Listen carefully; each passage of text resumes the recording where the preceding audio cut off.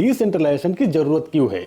जैसे कि हम डिसेंट्रलाइज वर्ल्ड में काम कर रहे हैं, तब हमें और हमारी कम्युनिटी को वेब 3 के बारे में जानना जरूरी है।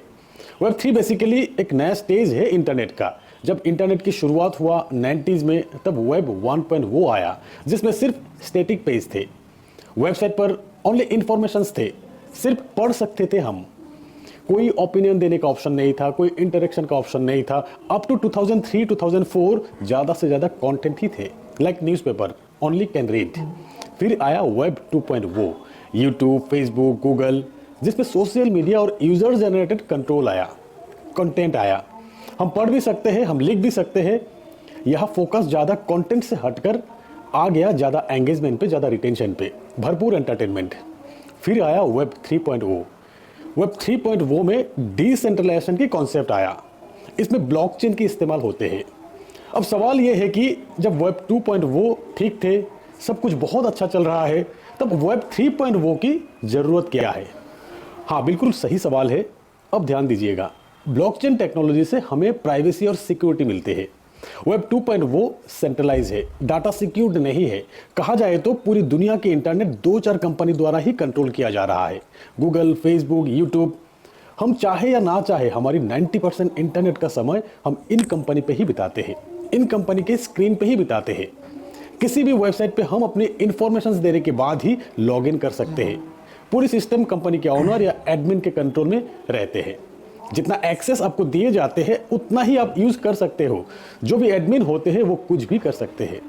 जैसे कि सोशल मीडिया द्वारा कंट्रोल होते हैं आज की तारीख में हमारी लाइफ। ये कंपनीज आपके डाटा, आपकी इंफॉर्मेशन ऐड देने वाली कंपनी को सेल कर देते हैं। अब आप जिस तरह से एक्टिविटी करते हो, जिस तरह से सोचते हो, वैसे ही ऐड आपके स्क्रीन पे देखने को मिल जाते हैं।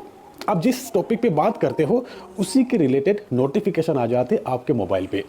सोशल मीडिया प्लेटफॉर्म पे कुछ भी प्राइवेसी नहीं है इस वेब 2 में। वेब 2 में कुछ कंपनी द्वारा इंटरनेट को सेंट्रलाइज तरीके से चला रहे हैं। ये है हमारा वेब 2। फिर 2009 में बिटकॉइन आया, सतोशी नाकामोटो द्वारा ब्लॉकचेन पे एक और रिवॉल्यूशन की शुरुआत। और फिर 2015 में गेबिन वुड द्वारा एथेरियम ब्लॉकचेन डेवलप हुआ। वहां से वेब 3.0 की शुरुआत हुआ। वेब 3 में डिसेंट्रलाइज ऐप क्रिएट किया जा रहा है, डैप एप्लीकेशन क्रिएट किया जाते हैं। धीरे धीरे दुनिया अब इंटरनेट वेब 3 पे शिफ्ट होने लगे। Web 3 we can read, we can write, we can create, we can monetize. हाँ दोस्तों, वेब 3 पे इंटरनेट की वो अपडेट है जहां पे आपको देखने पे पैसा भी मिलेंगे। आप जो समय इंटरनेट पे बिताएंगे उसका रिवार्ड मिलेंगे आपको। बहुत कुछ वेब 3 पे अपडेट हो चुके हैं। फाइनेंशियल ट्रांजैक्शंस के लिए पेपल की alternate MetaMask, token pocket, trust wallet अब वेब 3 पे है। क्रोम ब्राउजर की जगह ब्रेव ब्राउजर मिलेंगे आपको वेब 3 पे। स्पॉटिफाई की जगह आपको डिसेंट्रलाइज ऑडियंस मिलेंगे वेब 3 पे। व्हाट्सएप की जगह वेब 3 पे स्टेटस मिलेंगे आपको। फेसबुक की जगह अल्टरनेट वेब 3 पे आपको डिस्ट्रिक्ट मिलेंगे। गूगल की जगह अल्टरनेट वेब 3 पे आपको प्री सर्च मिलेंगे। यूट्यूब की जगह अल्टरनेट वेब 3 पे आपको ओडिसी मिलेंगे। दोस्तों, इससे हमें ज़्यादा कंट्रोल मिलेगा अपने डाटा पे। हम खुद डिसाइड करेंगे कि किसके साथ शेयर करना है और किसके साथ नहीं करना है। और साथ में ऑनलाइन ट्रांजैक्शंस भी सिक्योर होंगे। वेब 3 का खास बात है ब्लॉकचेन टेक्नोलॉजी, जो सिक्योरिटी और ट्रांसपेरेंसी में लाया है रिवॉल्यूशन। और हाँ, मेटावर्स की दुनिया में घूमते हुए वर्चुअल रियलिटी का मजा भी वेब 3 का ही हिस्सा है। क्रिप्टो करेंसी का बूम भी वेब 3 का इंपॉर्टेंट एस्पेक्ट, जिससे फाइनेंशियल सिस्टम में रिवॉल्यूशन आ रहा है, बहुत चेंजेस आ रहा है। डिसेंट्रलाइज एप्लीकेशन यूज करते हुए आपको कंट्रोल मिलते हैं अपने डाटा पे, किसी सेंट्रलाइज अथॉरिटी के बिना।